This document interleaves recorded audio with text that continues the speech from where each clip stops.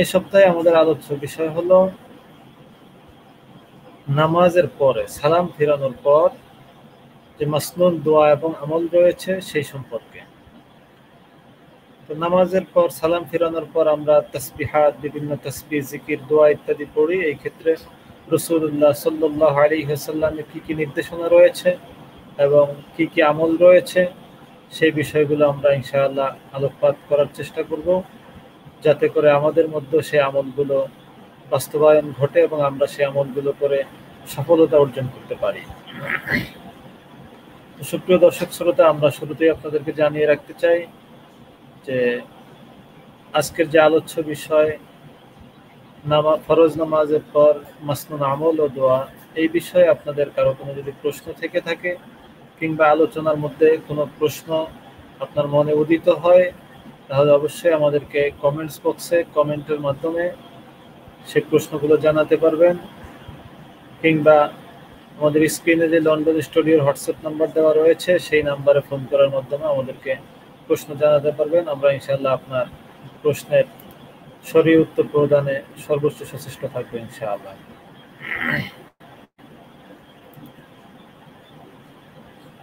তো সুপ্রিয় দর্শক, আমরা আজকের আলোচনা শুরু করছি। আমি শুরুতেই সূরা নাসর থেকে, আলাম নাশরাহ থেকে, সূরাতুল ইনশিরাহ থেকে একটি আয়াত তেলাওয়াত করেছি। ফাইদা ফারাগতা ফানসাব ওয়া ইলা রাব্বিকা ফারগাব।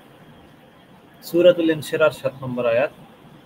আল্লাহ রাব্বুল আলামিন বলেন, হে নবী, আপনি যখন নামাজ থেকে ফারেগ হবেন, নামাজ শেষ করবেন, ফানসাব, তখন আপনি আপনার প্রভুর পথে, শাব্দিক অর্থ হলো প্রচেষ্টা করুন, শ্রম দিন, কাজ করুন।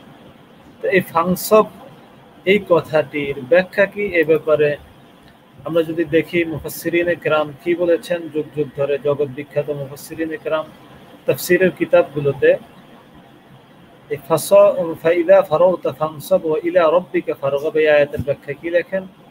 যেমন আমরা যদি দেখি তাহলে দেখব আল্লামা কুরতুবী রাহমাতুল্লাহি আলাইহি তার জগৎ বিখ্যাত তাফসীরুল কুরআনের কিতাব আল জামিউ লি আহকামিল কুরআনের মধ্যে এই আয়াতের ব্যাখ্যায় লেখেন, قال ابن عباس رضي الله عنهما وقتادة فإذا فرغت من صلاتك فانصب أي بالغ في الدعاء وسله حاجاتك।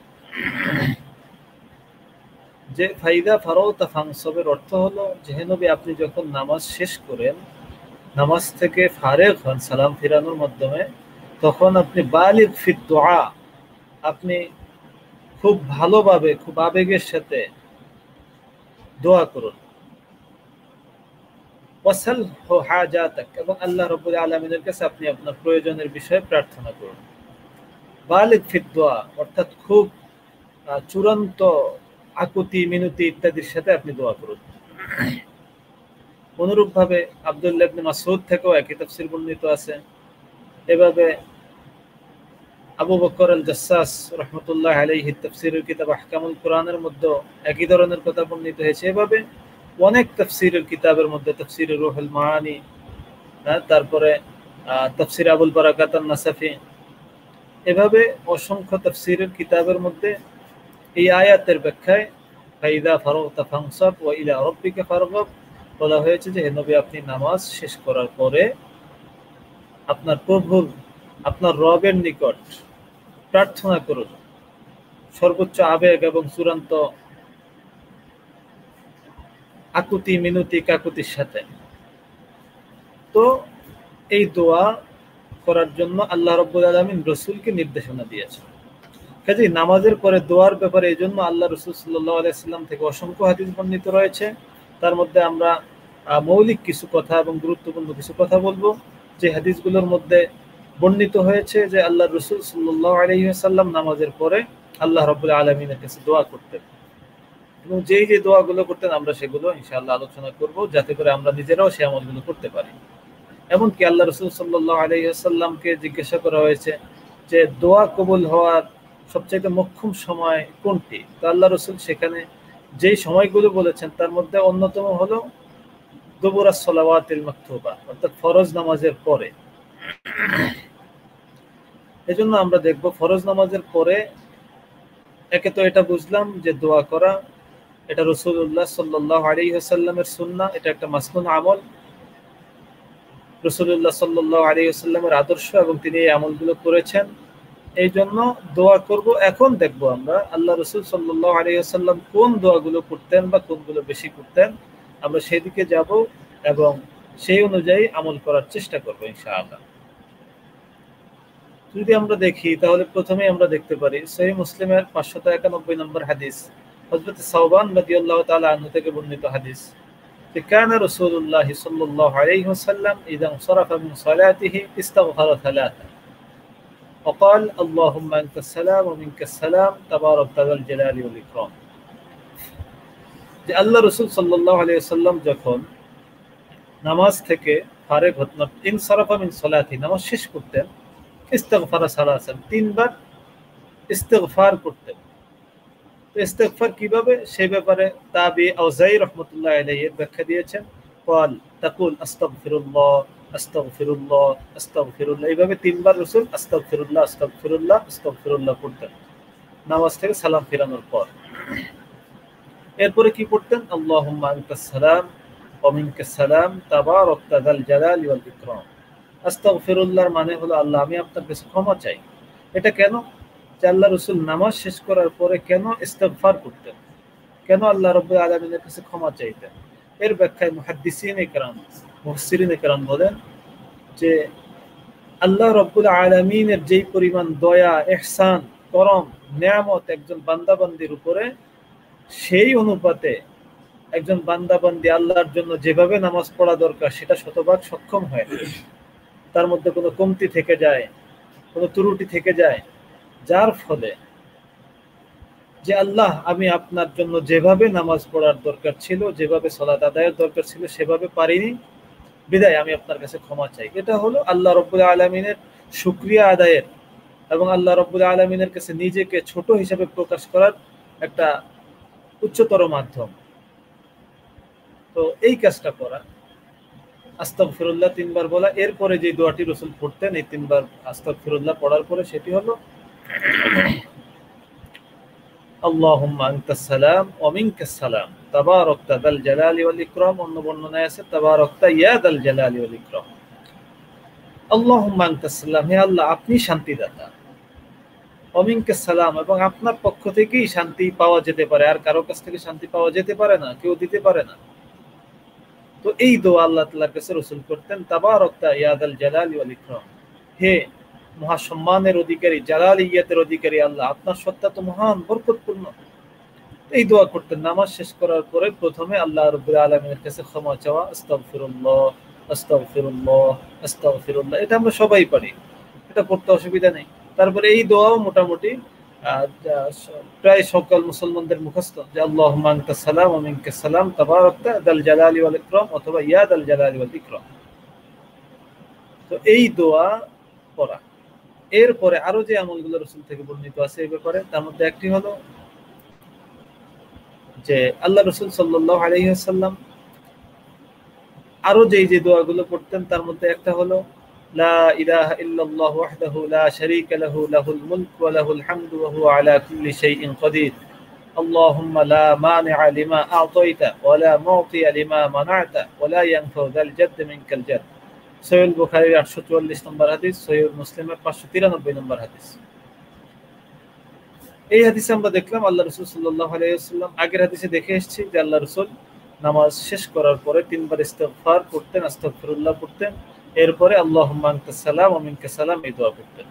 আর এই হাদিস থেকে আমরা পেলাম, যেটি সহিহ বুখারীর 844 নম্বর হাদিস এবং সহিহ মুসলিমের 593 নম্বর হাদিস,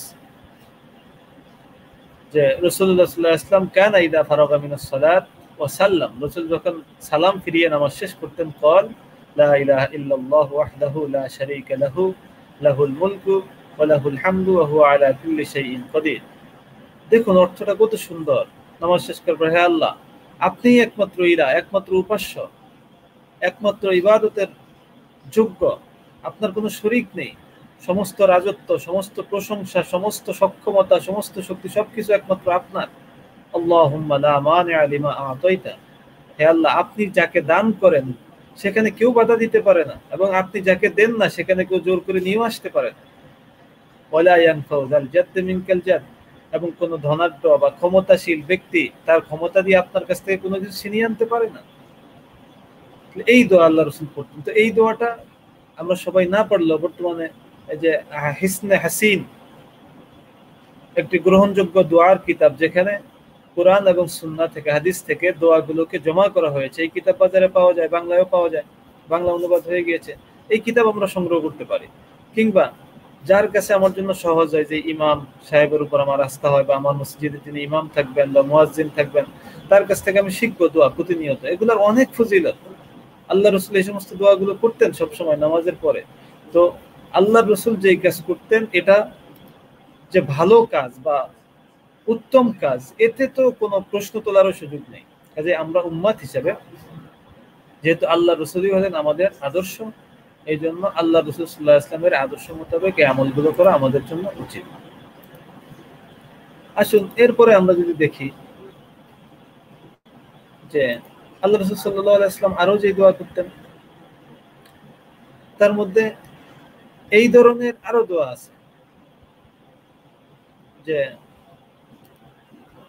আল্লাহ রাসূল সাল্লাল্লাহু আলাইহি ওয়াসাল্লাম বলেন, যেমনটা নাকি সহিহ মুসলিমের 597 নম্বর হাদিসে এসেছে, হযরত আবু হুরায়রা রাদিয়াল্লাহু আনহু থেকে বর্ণিত, قال من سبح الله في دبر كل صلاة 33 وحمد الله 33, এভাবে শেষ পর্যন্ত। যে আল্লাহ রাসূল বলেন, যেই ব্যক্তি নামাজের পরে সালাম ফিরানোর পরে সাব্বাহাল্লাহ ফি দুবুরি কুল্লি সালাত 33, 33 বার সুবহানাল্লাহ পড়ে, ওয়া হামিদাল্লাহ 33, 33 বার আলহামদুলিল্লাহ পড়ে, ওয়া কাব্বারাল্লাহ 33, এবং 33 বার আল্লাহু আকবার পড়ে, ফাতিলকা 99, তাহলে এই হলো 99। 33 বার সুবহানাল্লাহ, 33 বার আলহামদুলিল্লাহ, 33 বার আল্লাহু আকবার, এই 99 বার। وقال تمام المئة لا إله إلا الله وحده لا شريك له له الملك وله الحمد وهو على كل شيء قدير। এবং এই 99 বার পূর্ণ হওয়ার পরে 100 পূর্ণ করবে কি দিয়ে? এই দোয়া দিয়ে, লা ইলাহা ইল্লাল্লাহু ওয়াহদাহু লা শারীকা লাহু লাহুল মুলকু ওয়া লাহুল হামদু ওয়া হুয়া আলা কুল্লি শাইইন কাদির। সহিহ মুসলিমের 597 নম্বর হাদিস। আল্লাহ রাসূল বলেন, এই আমলটা যে করবে নামাজ শেষ করার পরে 33 বার সুবহানাল্লাহ, 33 বার আলহামদুলিল্লাহ, 33 বার আল্লাহু আকবার, এবং এই 99 বার হলো শততম বারে গিয়ে লা ইলাহা ইল্লাল্লাহু ওয়াহদাহু লা শারীকা লাহু লাহুল মুলকু ওয়া লাহুল হামদু ওয়া হুয়া আলা কুল্লি শাইইন কাদির, এই দোয়া পড়বে। আল্লাহ রাসূল বলেন, গুফিরাত লাহু খাতায়াহু ওয়া ইন কানাত মিসলা জাবাদিল বাহর, যে আল্লাহ রাব্বুল আলামিনের পক্ষ থেকে তার পাপগুলো, তার গুনাহগুলো ক্ষমা করে দেওয়া হবে। ওয়া ইন কানাত মিসলা জাবাদিল বাহর, যদিও নাকি তা সমুদ্রের ফেনা পরিমাণ বিশাল বা বিস্তৃত বেশি হয়, এত পরিমাণ পাপ বা গুনাহ থাকলেও যদি এই আমল সে নামাজের সালাম ফিরানোর পরে করে, তাহলে আল্লাহ রাব্বুল আলামিন তার সেই পাপও মাফ করে দিবেন, পাপ রাশি মাফ করে দিবেন। সুবহানাল্লাহ, কত বড় ফজিল! আর এই আমলটা আমরা সবাই করতে পারি, একেবারে সহজ সবার জন্য। সুবহানাল্লাহ 33 বার, আলহামদুলিল্লাহ 33 বার, আল্লাহু আকবার 33 বার, এবার শততম বারে গিয়ে লা ইলাহা ইল্লাল্লাহু ওয়াহদাহু লা শারীকা লাহু লাহুল মুলকু ওয়া লাহুল হামদু ওয়া হুয়া আলা কুল্লি শাইইন কাদির। হ্যাঁ, তবে অন্য বর্ণনায় এরকমও আছে 33 বার সুবহানাল্লাহ, 33 বার আলহামদুলিল্লাহ, এবং 34 বার আল্লাহু আকবার, এই বর্ণনাও আছে। কাজে এভাবেও কেউ আমল করতে পারে, অসুবিধা নেই। এরপর দেখুন, আল্লাহ রাসূল সাল্লাল্লাহু আলাইহি ওয়াসাল্লাম এই আমল তো করতেনই, এবং সাথে সাথে অন্য এক বর্ণনায় আছে, আল্লাহ রাসূল সাল্লাল্লাহু আলাইহি ওয়াসাল্লামের কাছে কিছু লোক আসলেন যারা দরিদ্র। তারা বললেন, হে আল্লাহর রাসূল, যে দরিদ্রদের তো আমাদের চাইতে ফজিলত অর্জন করার, সওয়াব অর্জন করার সুযোগ অনেক বেশি। কারণ কি? ওয়ালাহুম ফাজলুম মিন আমওয়াল ইয়াহুজ্জুনা বিহা ওয়া ইয়াতামিরুনা ওয়া ইউজাহিদুনা ওয়া ইয়াতাসাদ্দাকুন, যে আল্লাহর রাসূল, তারা আমাদের সাথে নামাজ পড়ে, রোজা রাখে, এগুলার পাশাপাশি তারা যেই কাজটা করে সেটা হলো তারা বেশি বেশি সদকা করতে পারে, তারা জিহাদে যেতে পারে, তারা হজ করতে পারে, উমরা করতে পারে। আমরা তো সেগুলো করতে পারি না, তাহলে তারা তো আমাদের চেয়ে অনেক এগিয়ে গেল, কিন্তু আমরা তো পিছিয়ে পড়ে গেলাম। যে হাদিস কেন সহিহুল বুখারীর 843 এবং সহিহ মুসলিমের 595 নম্বর হাদিসে এসেছে।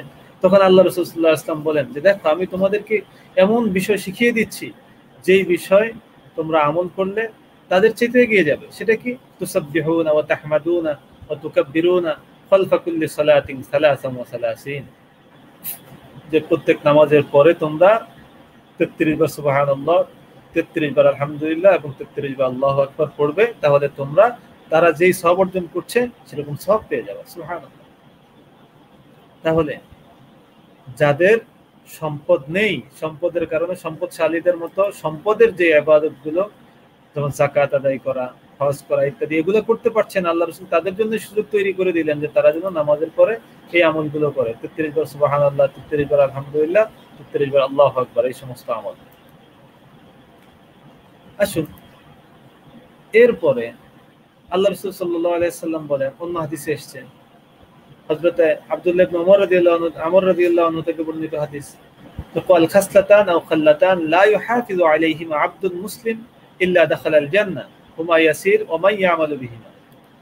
আল্লাহ রাসূল বলেন যে দুইটি কাজ এমন রয়েছে যে দুইটা কাজ কোন মুসলিম ব্যক্তি যদি নিয়মতান্ত্রিক করে ইল্লা দাখালাল জান্নাত, তাহলে সে অবশ্যই জান্নাতে প্রবেশ করবে।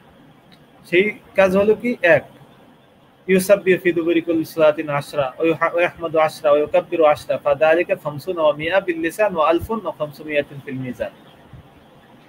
সে কি করবে, 10 বার সুবহানাল্লাহ পড়বে প্রত্যেক নামাজের পরে, 10 বার আলহামদুলিল্লাহ, 10 বার আল্লাহু আকবার পড়বে।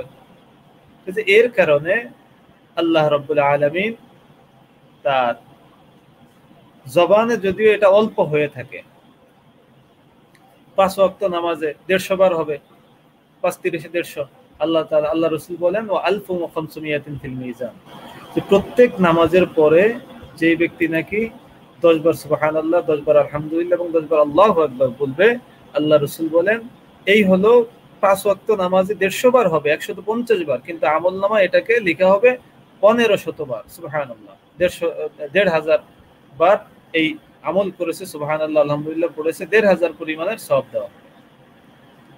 আল্লাহ রাসূল আরো বলেন যে যখন নাকি ঘুমাতে যাবে তখন ওয়ায়ুকাব্বিরু 34 আইযা আখাযা মাদজিআহু ওয়া ইয়াহমাদু 33 ওয়া ইউসাব্বিহু 33 ফাযালিকা 100 বিল লিসান ওয়া 1000 ফিল মিজান। যে যখন ঘুমাতে যাবে তখন সে ব্যক্তি যেন এমন করে 33 বার সুবহানাল্লাহ, 33 বার আলহামদুলিল্লাহ, 34 বার আল্লাহু আকবার পড়ে, তাহলে এই 100 বার হলো, কিন্তু তার আমলনামায় লেখা হবে 1000 বার। আল্লাহ রাসূল বলেন এই দুইটা আমল যে নিয়মতান্ত্রিক করবে অবশ্যই সে জান্নাতে প্রবেশ করবে। সুবহানাল্লাহ। তাহলে নামাজের পরে যদি অন্তত আমি 33 বারও না পারি পড়তে, অন্তত এই হাদিস অনুযায়ী 10 বার সুবহানাল্লাহ, 10 বার আলহামদুলিল্লাহ, 10 বার আল্লাহু আকবার, এটুকু তো পড়তে পারি। এরপরে অন্য হাদিসে এসেছে আল্লাহ রাসূল সাল্লাল্লাহু আলাইহি ওয়াসাল্লাম নামাজের পরে যেটা করতেন, সুনানে আবু দাউদ এবং নাসাইয়ের মধ্যে, সুনানে আবু দাউদের 1523 নম্বর হাদিস, সুনানে নাসাইয়ের 1336 নম্বর হাদিস। তো এই হাদিসের মধ্যে আল্লাহ রাসূল সাল্লাল্লাহু আলাইহি ওয়াসাল্লাম বলেন, এই হাদিসের মধ্যে রাবি উকবা ইবনে আমির রাদিয়াল্লাহু আনহু বলেন, আমারনি রাসূলুল্লাহ সাল্লাল্লাহু আলাইহি ওয়াসাল্লাম আন আকরা আল মুআব্বিদাত দুবুরা কুল্লি সালাত, যে আল্লাহ রাসূল আমাকে নির্দেশ দিয়েছেন আমি যেন প্রত্যেক নামাজের পরে মুআব্বিদাত গুলো পড়ি। মুআব্বিদাত কি? মুআব্বিদাত বলা হয়, মুআব্বিদাত বললে সাধারণত কুল আউযু বিরাব্বিল ফালাক, কুল আউযু বিরাব্বিন নাস এবং কুল হুয়াল্লাহু আহাদ, এই তিন সূরাকে বোঝায় একসাথে। আবার মুআব্বিদাত বলতে কখনো কখনো শুধু কুল আউযু বিরাব্বিল ফালাক এবং কুল আউযু বিরাব্বিন নাস, এই দুই সূরাকেও বোঝায়। তাহলে উকবা ইবনে আমির রাদিয়াল্লাহু আনহু বলেন যে আল্লাহ রাসূল আমাকে নির্দেশ দিয়েছেন আমি যেন প্রত্যেক নামাজের পরে এই তিনটি সূরা কুল হুয়াল্লাহু আহাদ, কুল আউযু বিরাব্বিল ফালাক, কুল আউযু বিরাব্বিন নাস পড়ি। তো বর্ণনায় আসছে 3 বার করে পড়ার কথা। দেখুন তাহলে এই যে আমলগুলো একেবারে সহজ সহজ আমল, যে আমরা নামাজের পরে 3 বার আস্তাগফিরুল্লাহ পড়তে পারি, এরপরে লা ইলাহা ইল্লা আল্লাহুম্মা আনতাস সালাম, এই দোয়াটা সবাই পারি এটা, এরপরে লা ইলাহা ইল্লাল্লাহু ওয়াহদাহু লা শারীকা লাহু লাহুল মুলকু ওয়া লাহুল হামদু ওয়া হুয়া আলা কুল্লি শাইইন কাদির, এই আমল। এরপরে 33 বার সুবহানাল্লাহ, 33 বার আলহামদুলিল্লাহ, 33 বার আল্লাহু আকবার, এরপর 100তম বারে এই 33 বার করে শেষ হলে লা ইলাহা ইল্লাল্লাহু ওয়াহদাহু লা শারীকা লাহু লাহুল মুলকু ওয়া লাহুল হামদু ওয়া হুয়া আলা কুল্লি শাইইন কাদির। এটুকু অন্তত এটাও যদি না পারি, কমপক্ষে এটুকু আমল, যে 3 বার সুবহানাল্লাহ, 3 বার আলহামদুলিল্লাহ, 3 বার আল্লাহু আকবার, এই আমলটা করতে পারি। এরপরে 3টি সূরা, সূরাত কুল হুয়াল্লাহু আহাদ, সূরাতুল ইখলাস, কুল আউযু বিরাব্বিল ফালাক, সূরাতুল ফালাক, কুল আউযু বিরাব্বিন নাস, সূরাতুন নাস, এই সূরাগুলো পড়তে পারি। এই আমলগুলো করতে আমাদের হয়তো দেখা যাবে ফরজ নামাজ শেষ করে সালাম ফিরাতে হয়তো ৫-৭ মিনিট সময় সর্বোচ্চ লাগবে, মানে এটুকু লাগবে না। হ্যাঁ, অনেক সময় সেটা বলছি যে অনেক সময় দেখা যায় এমন হতে পারে যে নামাজের পরে সুন্নাত রয়েছে, যেমন জোহরের নামাজের পরে, ঈশার নামাজের পরে, সেই ক্ষেত্রে আমরা আস্তাগফিরুল্লাহ আস্তাগফিরুল্লাহ আস্তাগফিরুল্লাহ, এরপরে আল্লাহুম্মা আনতা সালাম, এই দোয়া পড়ে সুন্নত পড়ে ফেলতে পারি। এরপরে সুন্নতের পরেও এই দোয়াগুলো পড়তে পারি বা আগে পড়ে ফেলতে পারি। এরপরে আরেকটি আমল হলো অত্যাধিক গুরুত্বপূর্ণ আমল, যে আমলটা অত্যাধিক ফজিলতপূর্ণ, যে আমলের ব্যাপারে আল্লাহ রাসূল সাল্লাল্লাহু আলাইহি ওয়াসাল্লাম বলেছেন যে নাকি এই আমলটি করবে মৃত্যু ছাড়া আর কোনো কিছু তার জান্নাতে প্রবেশের জন্য বাধা হতে পারে না। সুবহানাল্লাহ, আল্লাহু আকবার, এত বড় ফজিলতপূর্ণ। আল্লাহ রাসূল সাল্লাল্লাহু আলাইহি ওয়াসাল্লাম বলেন, হযরত আবু উমামা রাদিয়াল্লাহু আনহু থেকে বর্ণিত, মান ক্বারাআ আয়াতাল কুরসিয়্যি ফি দুবুরি কুল্লি সালাতিন মাকতুবা লাম ইয়ামনাহু মিন দুখুলিল জান্নাতি ইল্লা আইয়ামুত। ইমাম নাসাই রাহিমাহুল্লাহ এই হাদিসখানা আমলুল ইয়াউমি ওয়াল লাইলার মধ্যে উল্লেখ করেছেন। অ্যালেক্স বর্ণ। আমরা একটু এই কথাটা শেষ করে 2 মিনিটের মধ্যে প্রশ্ন নেব ইনশাআল্লাহ। যে এই হাদিসের মধ্যে 1100 নম্বর হাদিস আমলুল ইয়াউমি ওয়াল লাইলার মধ্যে ইমাম নাসাই রাহিমাহুল্লাহ বর্ণনা করেছেন যে নাকি আল্লাহ রাসূল বলেন যে নাকি প্রত্যেক ফরজ নামাজের পরে ফি দুবুরি কুল্লি সালাতিন মাকতুবা আয়াতুল কুরসি পড়বে, আল্লাহু লা ইলাহা ইল্লা হুয়াল হাইয়ুল কাইয়্যুম লা তা'খুযুহু সিনাতুন ওয়া লা নাওম, এই আয়াত শেষ পর্যন্ত। এটা আমরা মোটামুটি মুসলমানদের সবারই অনেকেরই মুখস্থ, হয়তো কারো কারো না থাকতে পারে। আল্লাহ রাসূল বলেন লাম ইয়ামনাহু মিন দুখুলিল জান্নাতি ইল্লা আইয়ামুত, যে তাহলে এইটা যদি আমল করতে পারে তার জান্নাতে প্রবেশের ক্ষেত্রে শুধুমাত্র মৃত্যুই প্রতিবন্ধক, অর্থাৎ মৃত্যু ছাড়া আর কোনো কিছু বাধা নেই, মৃত্যু হলেই সে জান্নাতে প্রবেশ করবে এই আমলের মধ্যে যদি বহাল থাকে। এই ব্যাপারে অন্য বর্ণনায় এসছে যে যদি সে এই আমল করে তাহলে পরবর্তী ওয়াক্ত পর্যন্ত আল্লাহ তাআলার জিম্মাদারিতে, আল্লাহ তাআলার নিরাপত্তা সে থাকবে, তাকে কেউ কোনো ক্ষতি করতে পারবে না। তো এছাড়াও আল্লাহ রাসূল সাল্লাল্লাহু আলাইহি ওয়াসাল্লাম কর্তৃক বর্ণিত অনেক দোয়া রয়েছে যেগুলো আল্লাহ রাসূল সাল্লাল্লাহু আলাইহি ওয়াসাল্লাম আমল করতেন। এর মধ্যে অত্যাধিক গুরুত্বপূর্ণ এবং প্রসিদ্ধ কিছু কথা আমরা বললাম, এই আমলগুলো আমরা করার চেষ্টা করব, বিশেষ করে যে আয়াতুল কুরসি, সুবহানাল্লাহ, আলহামদুলিল্লাহ, আল্লাহু আকবার। এটা বিএফএফ টিভি কমেন্ট করেছেন, আসসালামু আলাইকুম। ওয়া আলাইকুম আসসালাম ওয়া রাহমাতুল্লাহ। আলহামদুলিল্লাহ, ভালো আছি। আমি হাসানাত বলছি, জর্জিয়া, হ্যাঁ, লন্ডন থেকে, ইউএসএ থেকে। শুকরিয়া, আপনি ধন্যবাদ, আপনি আমাদের সাথে ইউএসএ থেকে যুক্ত রয়েছেন এবং আমাদের সঙ্গে সময় দিয়েছেন। আশা করছি আপনি আমাদের সঙ্গে থাকবেন এবং আমরা আপনাকে পাশে পাবো, এজন্য অনেক অনেক ধন্যবাদ। এই আমলগুলো আমরা ইনশাআল্লাহ ধারাবাহিকভাবে করার চেষ্টা করব। এরপর আরো একটি দোয়া এটাও আছে, আল্লাহ রাসূল সাল্লাল্লাহু আলাইহি ওয়াসাল্লাম নামাজের পরে এই দোয়াটা করতেন। আল্লাহ রাসূল সাল্লাল্লাহু আলাইহি ওয়াসাল্লাম মুআজ রাদিয়াল্লাহু আনহুকে হাত ধরে এই নসিহত করলেন, উসিকা ইয়া মুআজ, হে মুআজ, আমি তোমাকে এই নির্দেশনা দিচ্ছি, লা তাদান্না ফি দুবুরি কুল্লি সালাত, তুমি ফরজ নামাজের পরে এই দোয়াটা করতে ভুলবে না। কোন দোয়া? সেটা হলো আল্লাহুম্মা আইন্নি আলা যিকরিকা ওয়া শুকরিকা ওয়া হুসনি ইবাদাতিক, যে আল্লাহ, আপনি আমাকে আপনার ইবাদত করার, আপনার শুকরিয়া আদায় করার, সুন্দরভাবে আপনার ইবাদত করার মতো তৌফিক দান করেন। এই দোয়া করা, এজন্য আমরা এই দোয়া করব, অন্তত আরবি না পারলে বাংলায় হলেও বলবো যে আল্লাহ, আপনি আমাকে আপনার ইবাদতগুলো, আপনার বিধানগুলো যথাযথভাবে সুন্দরভাবে আদায় করার তৌফিক দান করেন, আপনার কৃতজ্ঞতা আদায় করার তৌফিক দান করেন। এখন আমরা ইনশাআল্লাহ প্রশ্নগুলো নেব।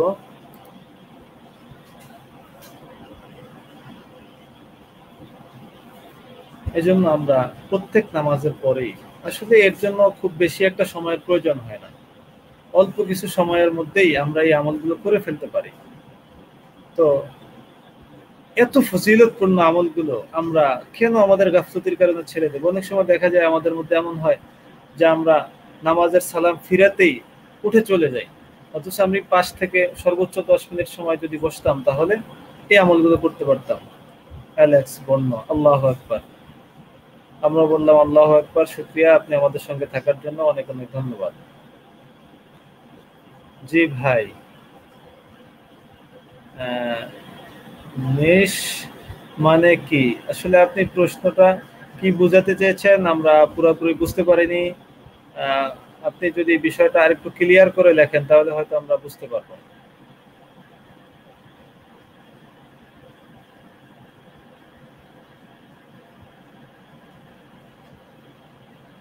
জি, পরবর্তী প্রশ্ন আমরা যেতে পারি।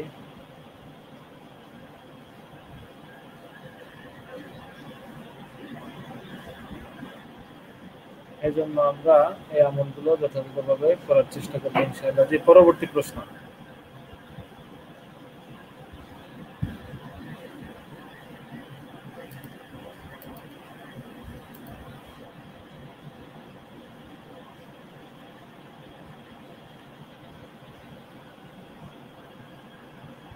তবে এখানে একটা কথা থেকে যায়, সেটা হলো যে আমাদের সমাজে বর্তমানে কিছু কিছু জায়গায় দেখা যায় এই ধরনের বিভিন্ন কথা নিয়ে বিভেদ হয় যে নামাজের পরে হাত তুলে দোয়া করা যাবে কিনা।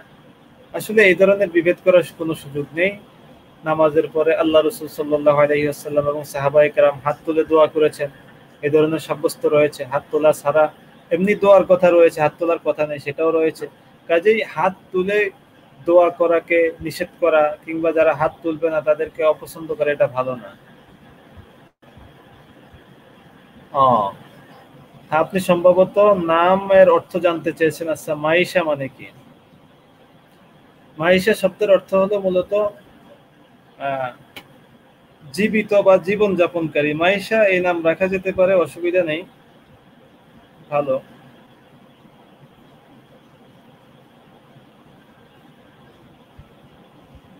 মাইশা হতো জীবিকা, জীবন উপকরণ, জীবন উপকরণের মাধ্যম, বেঁচে থাকা, জীবন পদ্ধতি, জীবনযাত্রা বা অনেক সময় লাইফ স্টাইলকেও মাইশা ইত্যাদি বলা হয়। যেমন কোরআনুল কারীমের মধ্যে মাইশা শব্দ এসেছে, মাইশাতান দঙ্কা। মাইশা অর্থ জীবিকা, জীবন ধারণের মাধ্যম বা জীবনযাত্রা ইত্যাদি ইত্যাদি।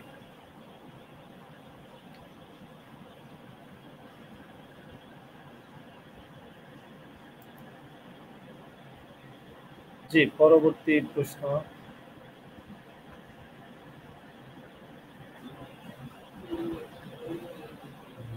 অ্যালেক্স বর্ণ, আশা করছি আপনি আপনার উত্তর পেয়েছেন।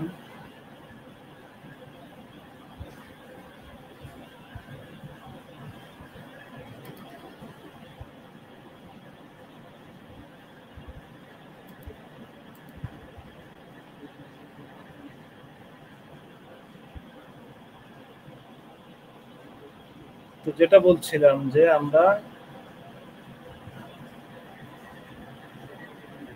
জুম্মান হাওলাদার, তিনি আমাদের সঙ্গে রয়েছেন, আপনি আমাদের সঙ্গে থেকেছেন এবং আছেন, এই জন্য আপনাকে ধন্যবাদ এবং আশা করছি আপনি আমাদের সঙ্গে থাকবেন ইনশাআল্লাহ ভবিষ্যতেও।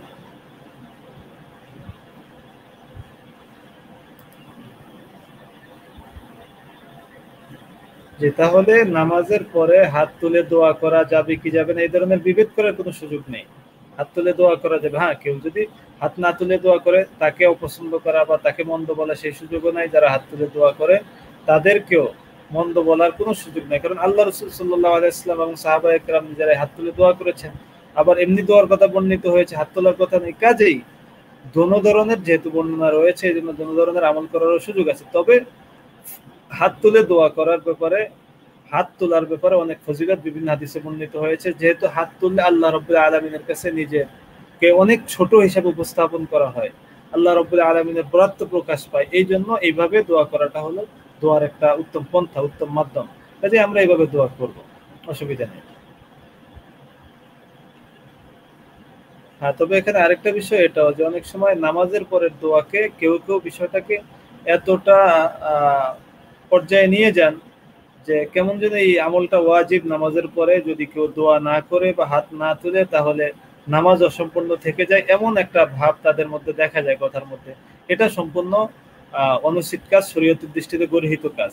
কারণ ইসলামী শরীয়তের মূলনীতি হলো যেই আমল যেই পর্যায়ের, যেটি মুস্তাহাব পর্যায়ের আমল সেটিকে মুস্তাহাব পর্যায়ে রাখতে হবে, যেটি ওয়াজিব পর্যায়ের আমল সেটিকে ওয়াজিব পর্যায়ে রাখতে হবে, যেটা যেই পর্যায়ে। কাজেই দোয়া হলো মাসনুন আমল, সুন্নাত আমল, মুস্তাহাব আমল। কাজেই এটার ক্ষেত্রে বাড়াবাড়ি কাম্য নয়। যে এই ব্যাপারে প্রশ্নের উত্তর দেওয়া হয়ে গিয়েছে যে মাইশা অর্থ পিছনে গেছে, জানতে চেয়েছেন অ্যালেক্স বর্ণ। যে মাইশা শব্দের অর্থ কি সেটা আমরা বলেছি, যে মাইশা শব্দের অর্থ হলো জীবিকা, জীবনযাত্রা, জীবন উপকরণ ইত্যাদি ইত্যাদি। এবং কোরআনুল কারীমে এই শব্দ এসেছে, এই নামে অনেকে নাম রাখেন, এই নামে নাম রাখার সুযোগ আছে, অসুবিধা নেই।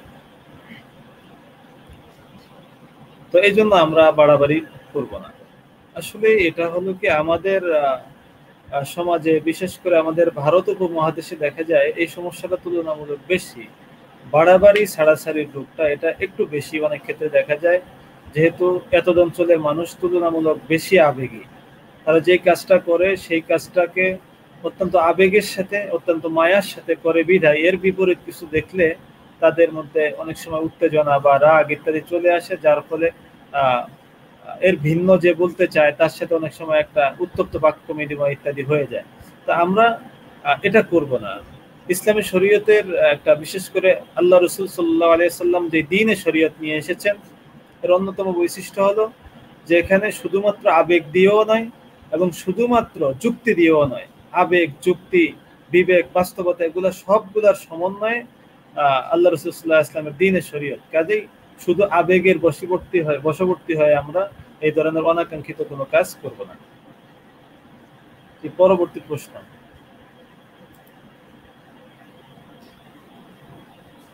ইসমাইল নাসরু ভাই কমেন্ট করেছেন, নাইস, অনেক অনেক ধন্যবাদ, আপনি আমাদের সঙ্গে রয়েছেন এই জন্য, এবং আশা করছি আপনি আমাদের সঙ্গে থাকবেন। শুকরিয়া।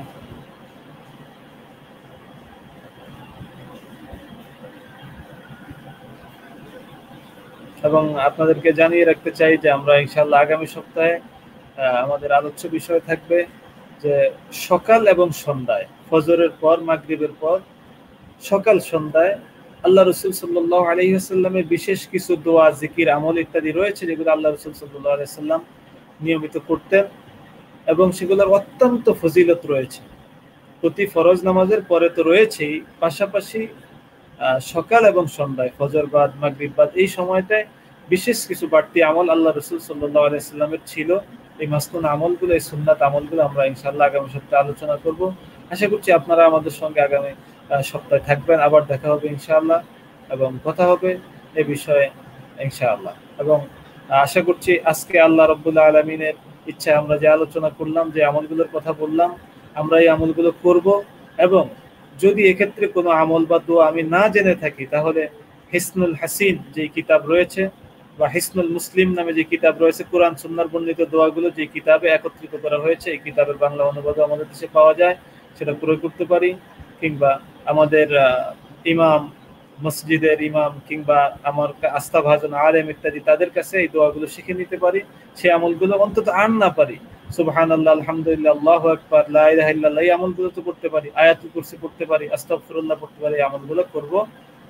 আল্লাহ রাব্বুল আলামিন আমাদের সবাইকে যথাযথভাবে আমল করে এবং আল্লাহ রাসূল সাল্লাল্লাহু আলাইহি ওয়াসাল্লামের নির্দেশনা মোতাবেক, সুন্নাহ মোতাবেক যথাযথ আমল করে পরকালের সফলতা অর্জন করার মতো এবং দুনিয়া ও আখিরাতে কল্যাণ অর্জনের তৌফিক দান করুন। এবং আমাদের সবাইকে, পুরো বিশ্ববাসীকে আল্লাহ রাব্বুল আলামিন সুস্থ রাখুন এবং ঈমানের সাথে, ইসলামের সাথে রাখুন। এ বলে এই আশাবাদ ব্যক্ত করে আজকের আলোচনা শেষ করছি। ওয়া আখিরু দাওয়ানা আলহামদুলিল্লাহি রাব্বিল আলামিন। আসসালামু আলাইকুম ওয়া রাহমাতুল্লাহি ওয়া বারাকাতুহু।